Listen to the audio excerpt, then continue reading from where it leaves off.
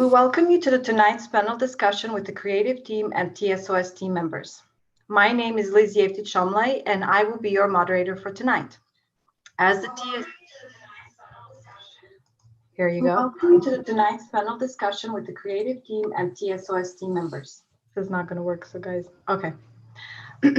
As a TSOS executive co-deputy and someone with a refugee background, I'm especially grateful for the effort that went into making of this composition. It is a unique experience. We're grateful to the many refugee voices and for their willingness to share their stories with us. And we are grateful to the creative team, Dylan Findley, the composer, Csaba Yevtit-Shomlai, solo clarinet and the initiator of the project, David McAllister, head of TSOS video production, and finally Esther Michela and Garrett Gibbons, TSOS videographers, for creating the composition and for taking the time to share some of their thoughts with us tonight. Since the story of our journey composition is a piece commissioned by the City of Phoenix Office of Arts and Culture, we have also invited Christy Bishop, TSOS Community Program Coordinator for Phoenix, Arizona, to join the discussion. As we are doing this as a live stream through YouTube, we invite you to submit the questions you might have via chat or the comment box in the YouTube stream. Before we take the questions from the audience, let me briefly introduce TSOS. Their story is our story. Established in 2016 as a nonprofit, TSOS began its work within a handful of writers, artists, and humanitarians who wanted to use their talents on behalf of refugees. Garrett was one of them. Their main objective was to gather first-hand accounts of the refugee stories and share them in ways that are easily accessible to a variety of audiences. Today, TSOS continues this mission in an effort to advocate, educate, and actuate integration. TSOS's principal hope is to transform the perception and the reception of refugees worldwide so that there will be no more them and us, but just us. This composition is one project that highlights that vision in a beautiful, artistic way. This leads me to my first question, one that most of the audience is eager and curious to learn more about. And this question goes to Csaba and Dylan. Tell us how this idea for the composition, as we just viewed it, came about. What motivated you to begin this project in the first place and use the topic of refugees for your musical expression? Let me start. There's a lot of questions at once. That happened last summer.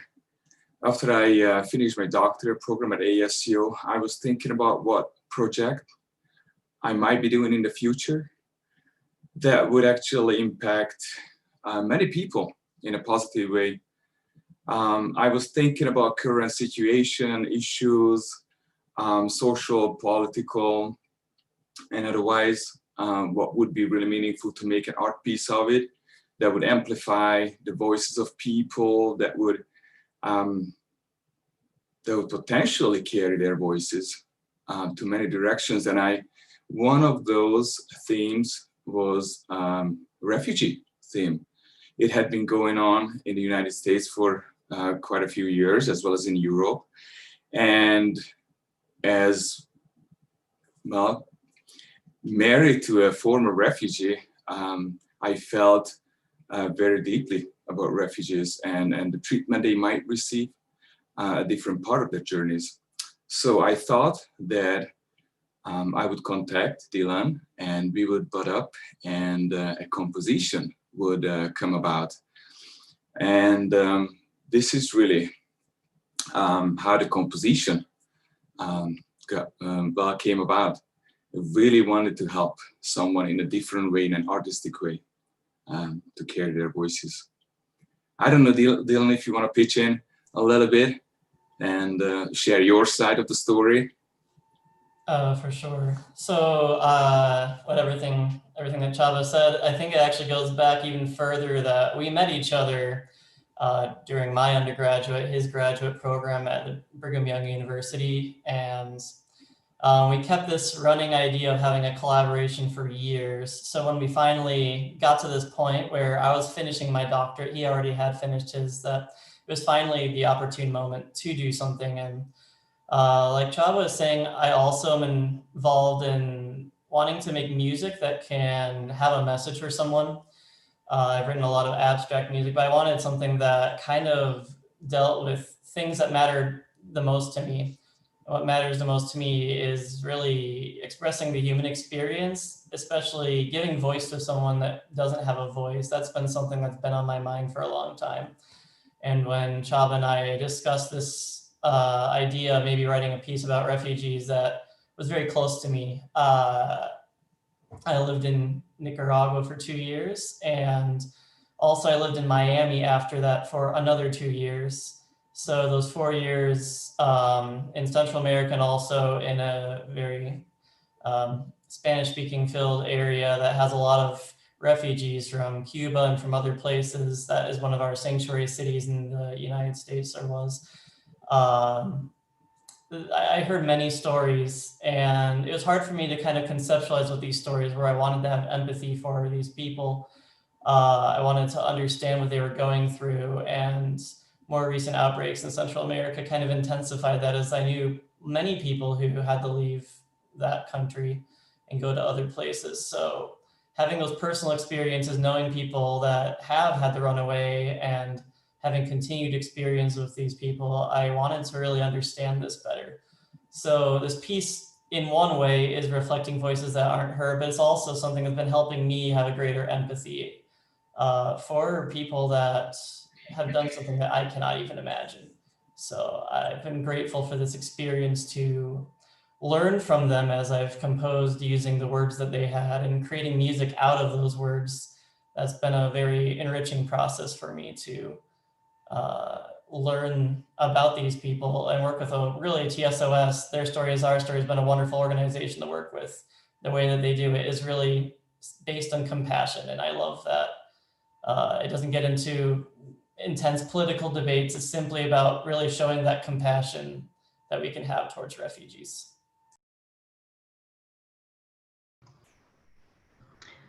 Thank you. That actually brings us in a really good segue into the next question. And this is for Dylan. The stories chosen are only a small part of those recorded by TSOS. So how did you choose which stories would be featured in the piece? That's a good question. So this project started off with me getting a hard drive, an external hard drive in the mail filled with thousands of stories. Well, maybe not thousands, but thousands of documents of stories. So I had pictures, video, audio footage. We needed terabyte drive to fit all of these on there. And I was sifting through them. There were probably about 40 different documented stories there. And then I got another link to even more stories. So narrowing that down actually took a lot of time because I went through all of them individually. And I had 20 that I was going to use. But at some point, I realized that was off topic. That's not what we wanted to do. We wanted to reveal the individuals, the humans behind this. It's very hard to reveal the human behind this label if I'm using so many people that we can't focus on any of them individually. We can't get to know them personally. So from there on, I had to narrow it down. And what happened is I decided I wanted to kind of take a few people from different parts of the world. So we have the Rohingya children that are featured. You saw their faces, you heard them laughing, you heard them singing. We had Ali and Zareen and her husband from Afghanistan. So I was able to cover someone from the Middle East. I chose Felix and Reynald from Africa, going up into Italy. And then I chose Eduardo and Adriana and Elizabeth coming up from Honduras. So I could represent different parts of the world, knowing that this is a worldwide crisis, but we can still focus on each of these individuals and learn about who they are. So that narrowing process was very hard. There's a lot of stories that touched me deeply, but I stuck with those ones to represent everybody by pulling from different parts of the world. I'd like to interject here a little bit. So the whole project last summer started to, well, we planned it to be only 10 to 12 minutes so that we can really perform at many different events. And then as I was looking for funding, I came across with Phoenix Cycle 9 series, Grand Series, that we actually submitted a proposal for, and we won last November, December, when we received a phone call from Barry Sparkman, and they actually gave us some resources that we could actually make a larger event out of this composition, which turned out to be a 53-minute composition.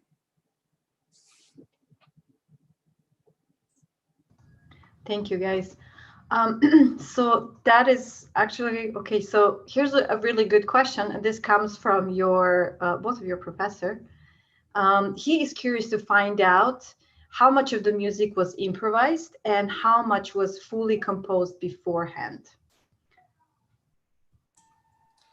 I'll let Csaba talk about that a little bit. I will say that the short answer is all of the notes are written out, maybe except for a few of them, but the rhythm is a little bit different, and it'd be interesting to hear Csaba's perspective on how that was for being the person performing it rather than me composing it. So when I first received the score, movement by movement from Dylan, starting in probably March, I believe, and we were going through the score and we were watching at the PDF, and it doesn't have time signature, many of the movements, or just some parts of the movement have time signature. So a classical music score was void of this composition. And so I, as a clarinetist, I had to rely on something else rather than metronome or an accompaniment, an instrument. So it was only the fixed media and the timestamps on the score. I know that Dylan started writing this piece just noodling on the clarinet, on his clarinet. And so I know that many or much of the musical material have been basically improvisatory in the beginning, but they had been notated. And there are some parts that we have changed to better reflect the refugee voices, as well as to better fit the overall experience. I especially liked, and I really, how would I put it, requested from Dylan that we should have 21st, 20th century techniques written in the composition that would actually even more amplify the musical context and would give a lot more expression to those voices. So then would you say that this project is something unique or a little bit unconventional for the clarinet? I'd say it's very unique. I can think about another composition that comes to my mind straight right now, which is Different Trains from Steve Reich, that has an audiovisual component as well as fixed media to that. But other than that, this composition is unique in that we have a fixed media component, we have a acoustic instrument component full with 20th, 21st century technique, and a huge video artwork that is the face of the whole composition. And it's not, the artwork is not something abstract. It is faces of refugees, live footages or stories recorded. And I think in that it's a Gesamtkunstwerk in itself, as music historians would say about Wagner's pieces. Thank you. We'll let you guys breathe a little bit. So we're going to turn to Gerrit and Esther. There's a question from the audience for you. How did you decide on the motifs of hands, feet, faces, water, deserts?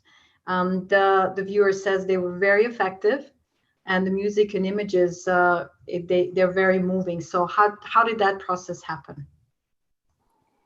I guess I can start because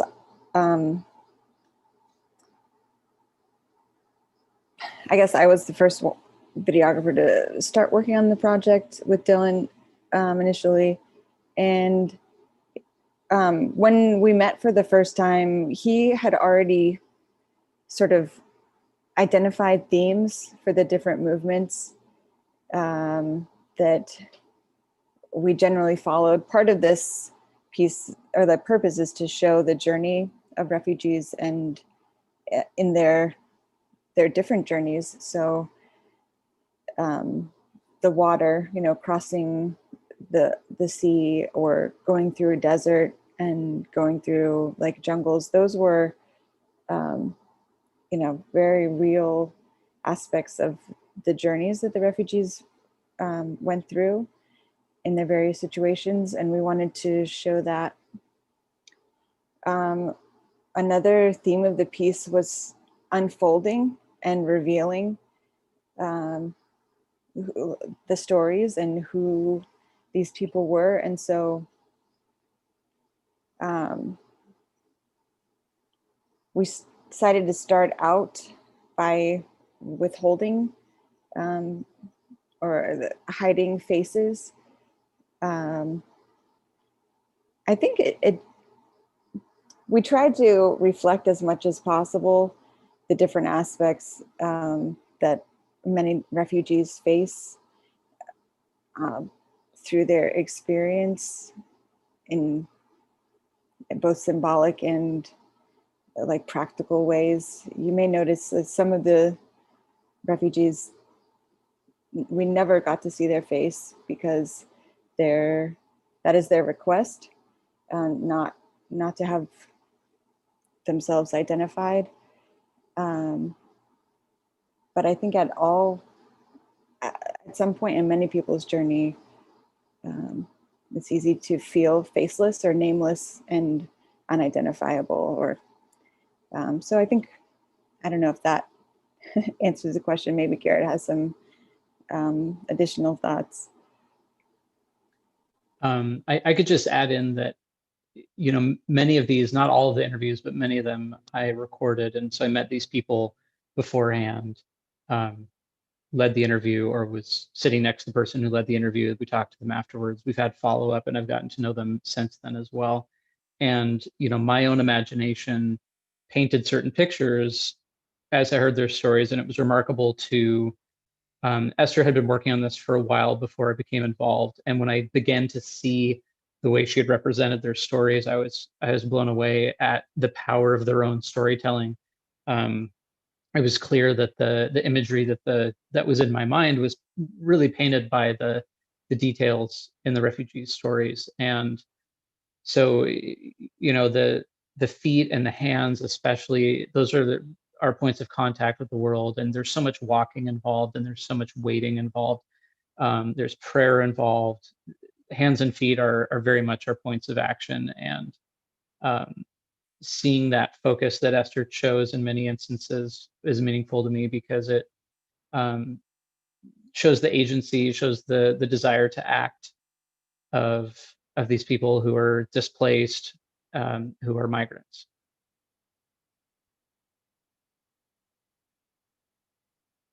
So let me piggyback on that question and answer and ask you, so what was the hardest part about putting the images to the music score?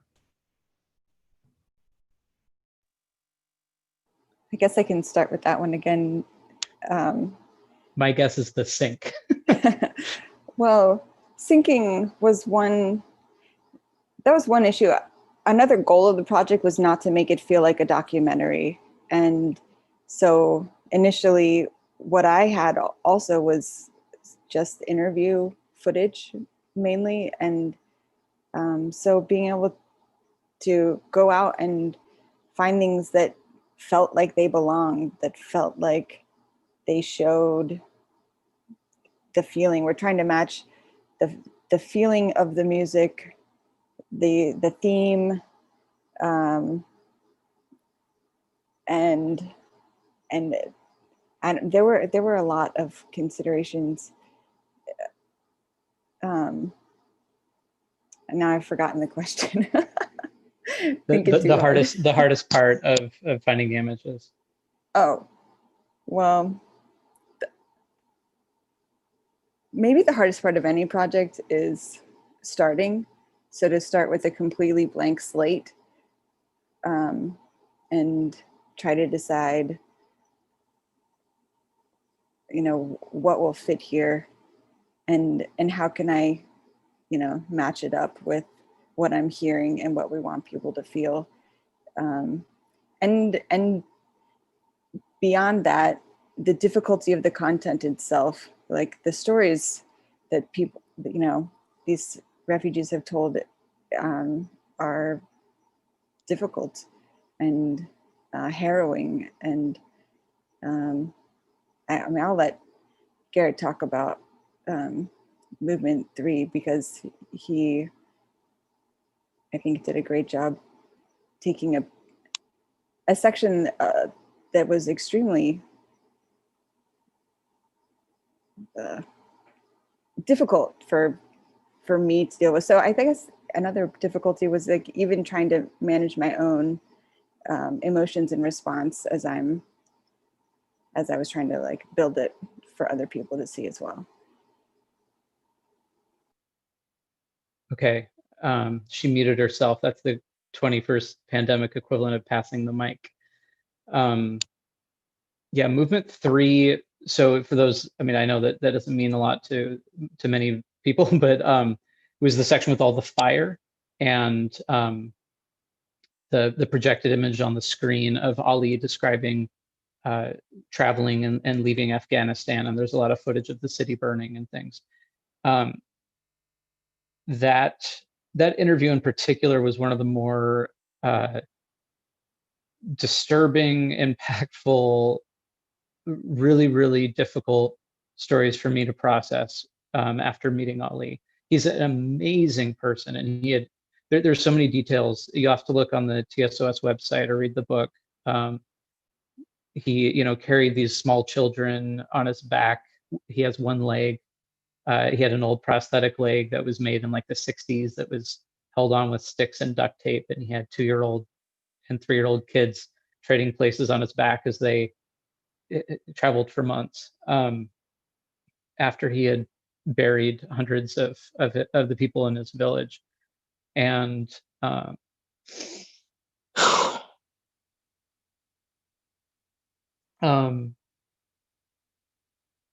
so Esther kind of bounced that movement to me. Sorry, guys. I'm officially the first one to kind of lose it.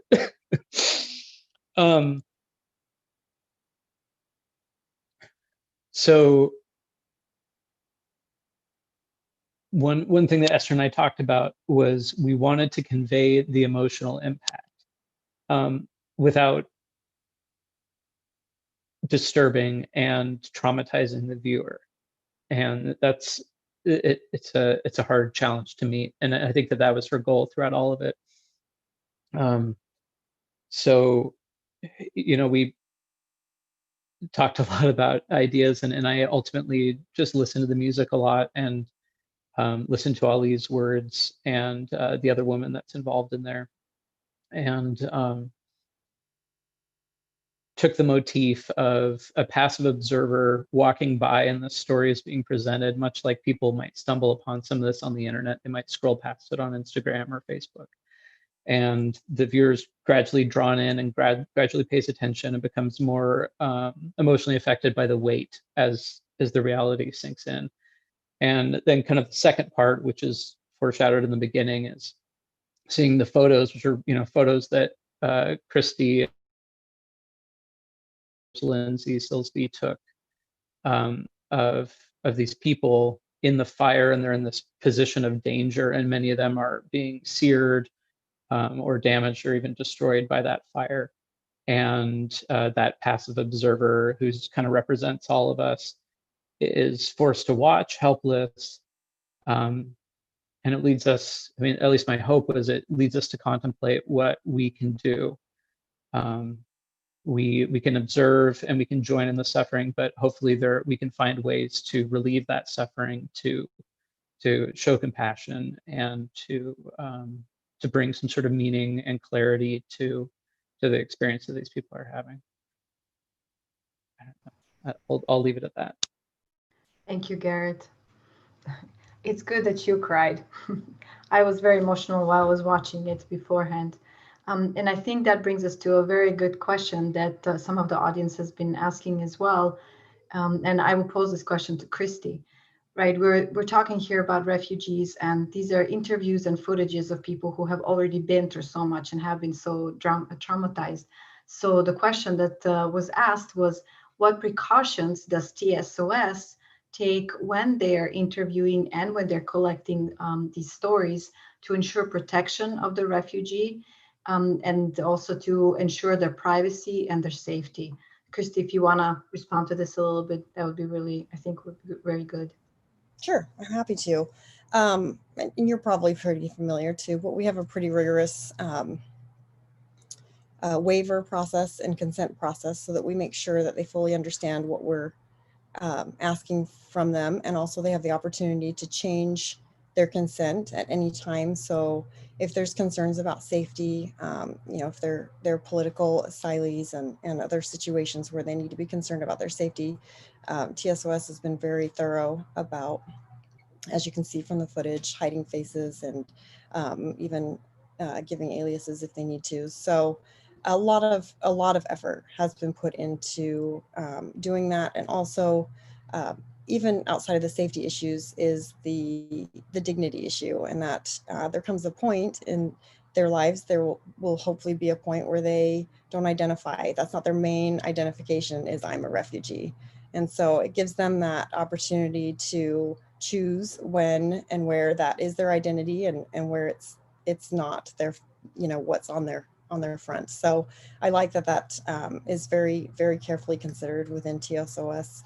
And I'm really, really happy about the archival project, which is going to lead to preservation. And we might find that down the line, refugees or their descendants are reaching out for family records from some of these interviews. So.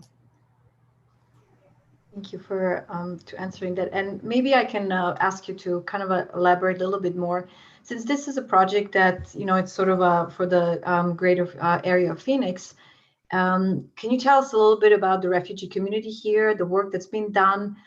How long has it taken people here to establish themselves? Do they feel part of the community? What are some of the challenges that they face? And then what is something that we as local or community members can do to help in our individual areas to make him feel maybe a little bit more comfortable? Sure. Yeah, those are great questions. So Phoenix has a pretty sizable refugee population. Our state has been very receptive, and usually we fall in the top 5 states for resettlement each year. We have an incredible population of refugees that have then turned their energy and their resources to helping other refugees, to helping in other areas. A lot of them go on to work for resettlement agencies like Catholic Charities or the International Rescue Committee or Lutheran Social Services, but they don't tend to just save that energy just to help other refugees. So they find themselves just in those social service oriented areas in all facets, whether it's working with homeless populations and that kind of thing. So it's been really neat to see where their experiences lead them to helping others of all needs. And so within the Phoenix area, there's plenty of opportunities for help. It can be anything from collecting furniture for new refugee apartments to ordering groceries for their arrival. There's some of the things that are pretty easy to generalize is there's a few main nonprofits that anybody could reach out to in their state or even in another country to try and get connected with the refugee community in their area. So I would recommend Catholic Charities and the International Rescue Committee. In the United States, Lutheran Social Services works with a lot of refugees also. And then each state might have 1 or 2 others that are participating in resettlement. So those are great places to start in each state that you can start to find things you can do within your community. You can also go to your state's Office of Refugee Resettlement website for more information there too. But really, these are our friends and our neighbors. It wouldn't take much to reach outside of your circle of friends or your comfort zone and find a refugee that you could become friends with. There's a lot of simple opportunities to help, whether it's, we have a friend here who started an organization where they match somebody up with a family and you would read with them just to help them with their English. You could do 30 minutes of reading with them via Zoom or in person.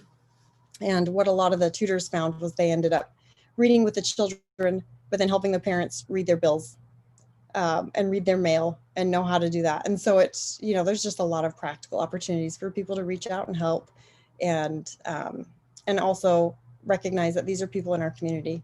They work in a lot of service industry jobs, whether that's housekeeping at a hotel or driving, shuttling things around the airport, all of those kinds of things. So these are people we interact with every day and often don't realize that they come from this kind of background. Thank you, Christy. I'm going to give you a little bit of space as well. I'm going to turn back to Chaba and Dylan. So the question here was, are you happy with the way the production turned out? Is this what you had envisioned from the beginning, or how has it changed, the vision that you had at the beginning of the project to what it is now? I am actually very happy with where we ended up on this. Like Esther was saying, when you begin a project, there is so much that you're thinking about constantly. How do I deal with all of this interview footage? How do I make something coherent and good out of it? But the cool thing about this piece is it actually came quite naturally. This is probably one of the fastest pieces I wrote. Longest piece I written by far, but it's also one of the fastest that's come out of me in terms of minutes per how many days it took. Because I think that the music just kind of flowed out of how much emotion there was in these stories in the first place. So that I really do feel happy. I feel like this kind of came out, as Chava said, we did make some edits down like a little bit later on, but really what came out in that first 2 or 3 months of writing the music stayed largely intact, because it really felt natural, which doesn't always happen for me, but in this piece it happened to, and I'm grateful for that. So I'm really happy about that. I'm sure Chava can talk about a little more about the actual production of it, adding his voice in.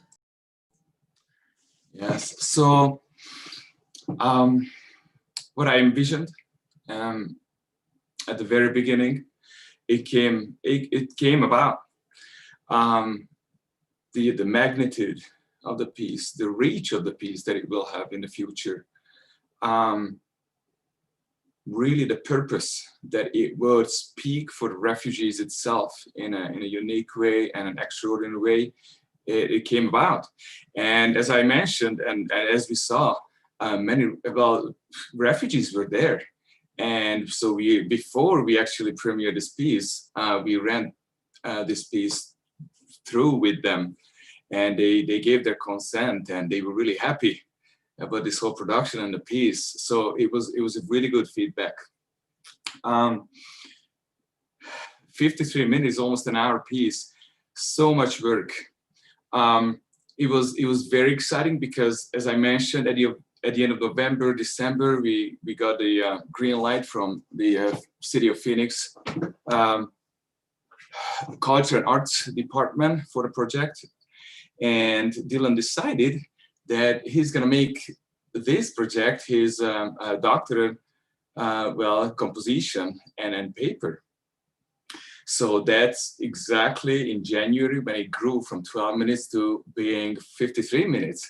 And so Dylan was parsing through those video footages for 3 weeks, day and night, and until he really nailed down what he wanted to do with those. And he finished the composing the piece by the end of March, when he actually had to defend it. So it was a really spot on project, and I'm really grateful for that, because I really wanted to make a difference with this piece. I didn't want this piece to be a music piece. I wanted it more. I really wanted it to be more, and we'll hope that when refugees will see that, and other people, when refugees will see that, they'll well, definitely filled with those refugees that have been recorded, but it will also validate them in a way that is unique in their circumstance, and also create compassion in the hearts of those people that watch it and they don't know much about refugees because it's not conveyed through different mediums today. So I am very happy. Actually, when we first finished the piece, so the video and audio recording together, and the video team put it together, and I watched through the whole movie. I felt a great sense of gratitude. It was very emotional. My favorite movement is movement 6, even though I play solos in a different movement.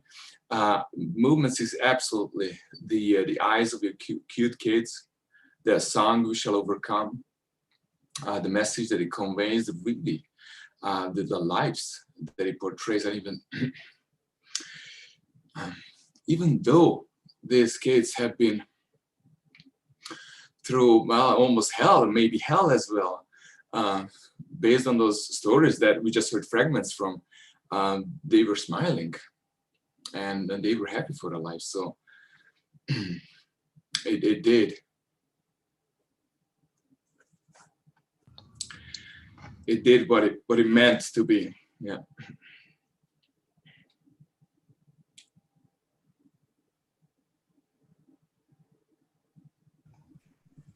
Thank you.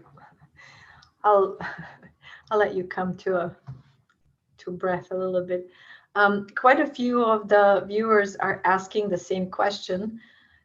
Are there any plans for the future showings? Will there be any other opportunities to view this? What is the future for this project? What do you want to do with it? I can start answering with some limited knowledge. So this actually requires a little bit of background. This is actually a piece that was supposed to be performed live with clarinet. You know, Csaba would be performing in front of a projected film, which would have been what you saw tonight. So we're hoping to, we didn't know about COVID happening when we started this project. We didn't know the intensity of this, that we'd be in the pandemic as we are. But we're hoping that when things are better, when things are lifted, restrictions are lifted, and there's also safe venues where we can have this performed. We'd love to have it performed live. Csaba's going to have to work that whole 53 minutes up again to do that, which will be fun because it is a pretty intense piece to play. But we'd love to have it performed live. Maybe more recently, we could, if there is interest, work on more live or more online showings of this piece. We could do this again if we find people that are interested in showing this, sharing this. We would love to just take this to different places and share this work with as many people as we can. So if you have opportunities for us to use this, we'd love to, bring this message to other people, something that people can enjoy as well, or not enjoy, but contemplate on. Yeah, so also, let me pitch in a little bit. We also had plans for the summer and after the summer to perform that in South America, as well as different parts of the United States, which are still being halted. But definitely there is a future for the piece in terms of performing, as well as will be at one point be available online for purchase with the audio part for sure. And we'll still have to work out the details, how and when and where. But once it will be available, so the score material and the listening material, then we'll definitely notify many people about it.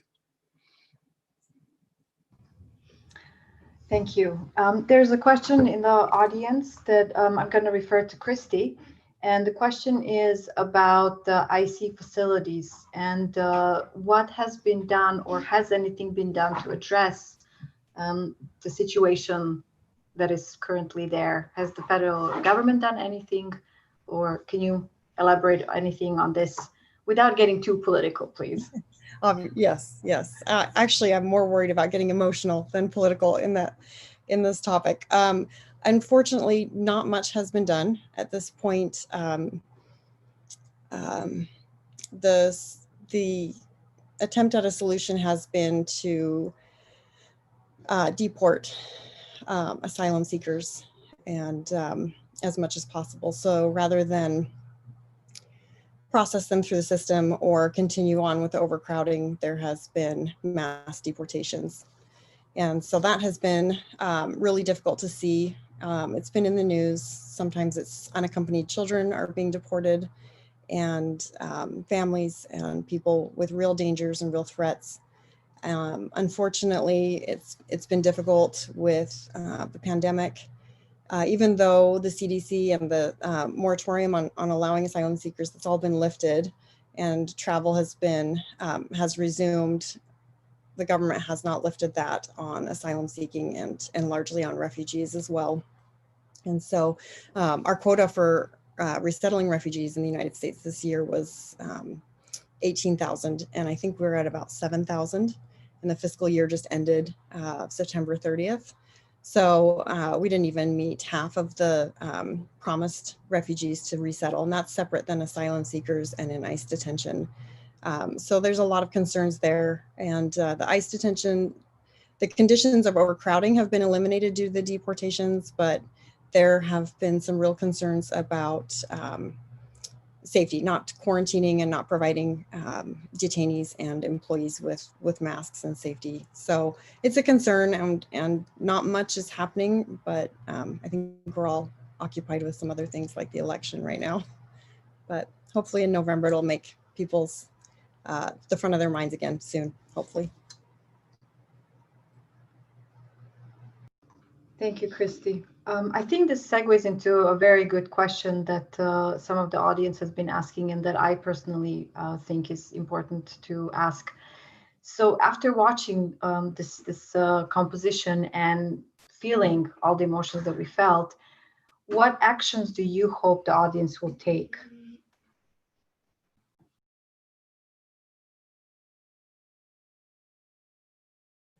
Who is the question posed to? Whoever wants to answer.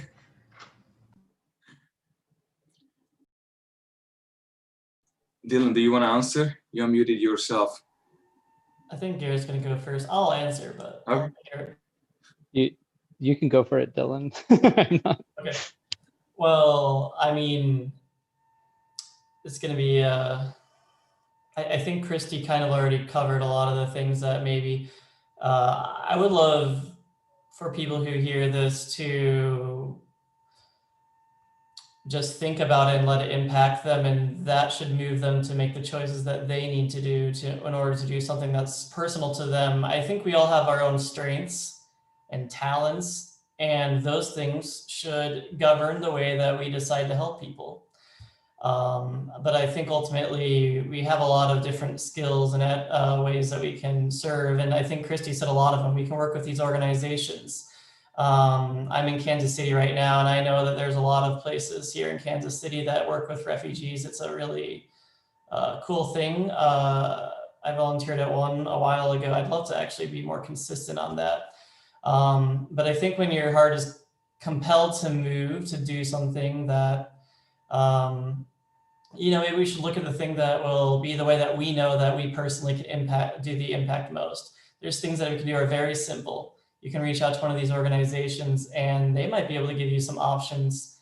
But again, I think it should be personalized. And I don't want to say, this is what you have to do, because I don't think that's the point of the piece. I think the point of the piece is to kind of allow you to contemplate and let that intrinsically move you, as opposed to someone just bashing you on the head with some idea like this.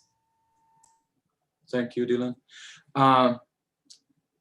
I hope that this piece will actually create a change in people, and really in the way they treat refugees, in the way they greet refugees, in the way they speak to them, they reach out to them, in the way they have looked at refugees and stories and who they are. Really change is in their hearts, in their minds, that I hope for the best. not from bad to good, but from good to better, something else. This is really my thought on that.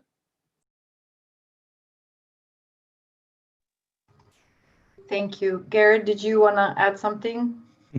I mean, Dylan said it beautifully. I would just reinforce that briefly, that we all know our sphere of influence. There are people that, you know, in Germany, they may live near a camp and they have the opportunity daily or several times a week to come in and to coach on language skills or to meet someone, provide friendship. There are other people that are living in areas where there aren't many obvious refugee service type opportunities or to meet people, but opportunities will find you if you're looking. And I think that when our mind and our heart are attuned to looking out for the needs of others and how we can make a difference, the world in general, not to get too preachy, but the world in general goes better.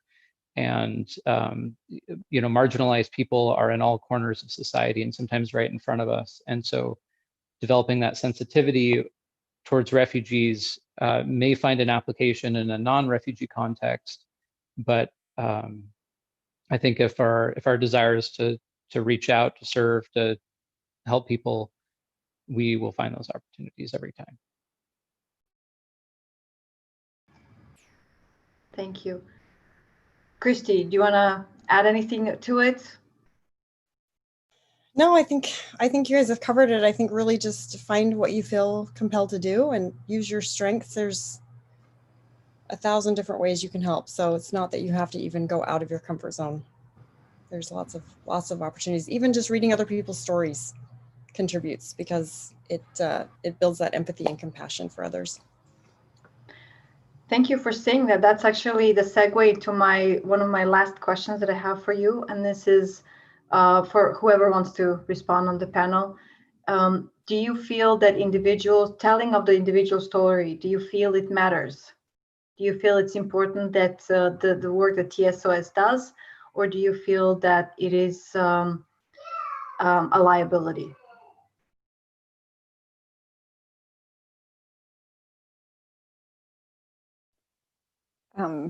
I mean, I think all of us are engaged with this because we feel it is important. And I think for me, especially with this piece, hearing people's stories opens my eyes to other people's experiences, but it also sort of opens my eyes to my own, I guess privilege might be the best word. I, live in a very secure bubble. And it's hard to know what's going on really outside in the world. And so gathering stories from people who have experienced these journeys and travels and trials is really important for me personally, just to be aware of other people.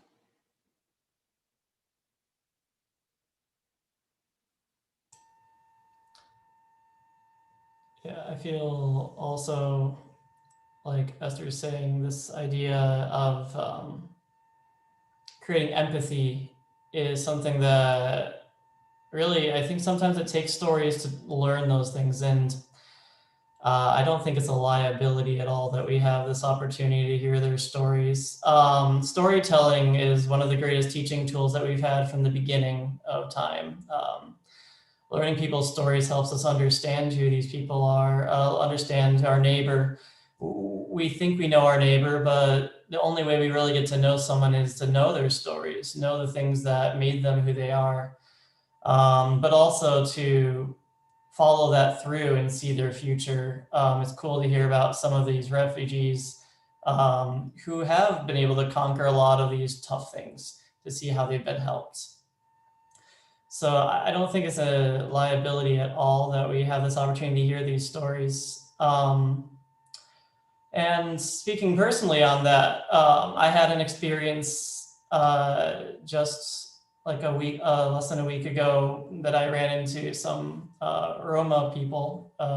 They're called gypsies by many, but they prefer to be called Roma. And the way I handled that situation, in other words, the way that I spoke to them, the way that I was able to communicate with them and be able to be there and say, yes, I understand the things that you've gone through, the reason that you're here, running away from a lot of things, a lot of people who persecuted you, who, you know, they use the word racism for it quite a bit. And, you know, dealing with racism, dealing with those problems, that compassion I was able to have, surely I could have had compassion before, but knowing these stories, being immersed in these kind of ideas and thinking about it, I am sure has changed my heart over the past year. So I could say, yes, I understand what you're going through. I haven't gone through it personally, but I know that this is something hard, and I can talk to you and I can understand you, and I can be there for you.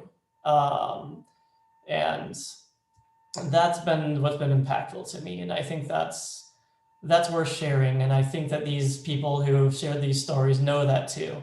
They know that their story can have some value that they can give to other people.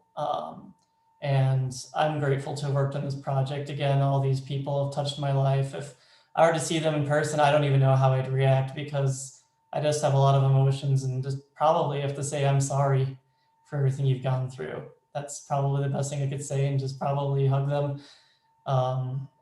It's just very meaningful to be in these stories. And I think, you know, hopefully there are opportunities for repeated listening so that you can even be more immersed in these stories and understand what these people are trying to say. And of course, Their Stories, Our Story website has these stories, so you can learn more about these things. And I dug deep into these and learned a lot. And it's really changed how I am, but more importantly, who I am. I personally like to, before we'll conclude this, I personally like to extend my gratitude and thank to, first of all, Dylan, coming on this project. Also to my wife, Liz, that eventually led us to TSOS, to the whole TSOS team of from the top to the bottom.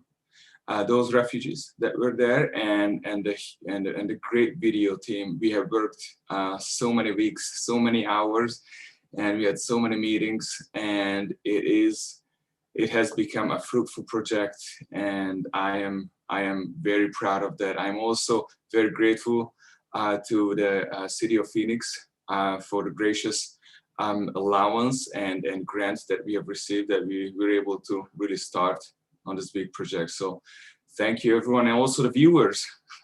If it's not for the viewers, then there's no continuation of this. So I am grateful for everyone that hopped on the link tonight and watched with us and has been participating in the panel discussion.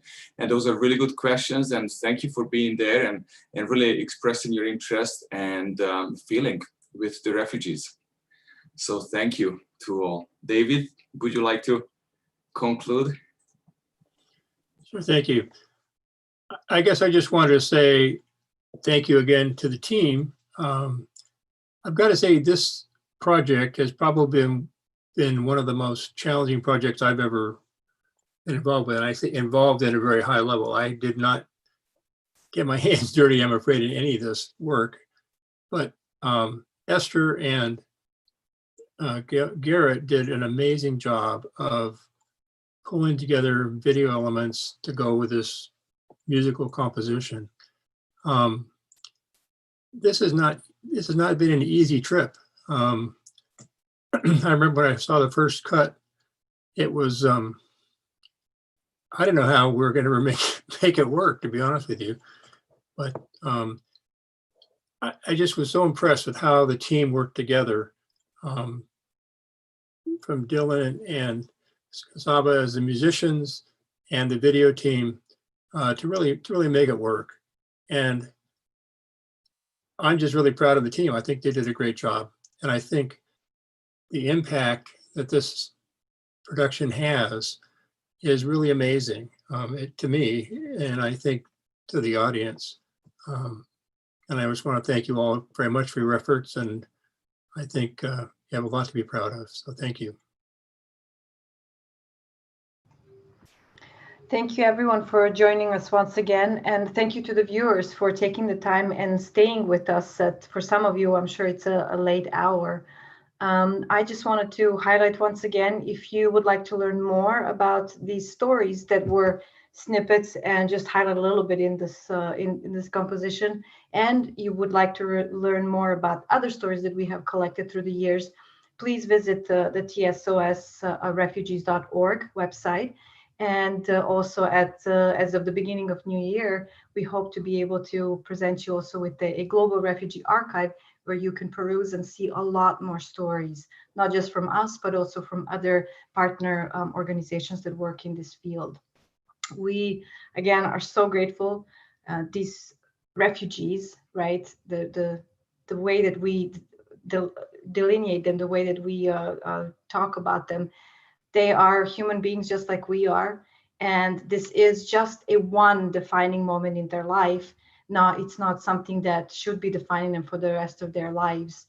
And it is a defining moment for us as well in the way that we treat them. And so we hope that through this music and through these stories, we can bring closer to your heart the plight that they have gone through and the need that we have to extend our hands and protect them in whatever shape and form we can, and to make sure that they are not traumatized more, and that when they come to us for help, that we extend that help rather than turning them away.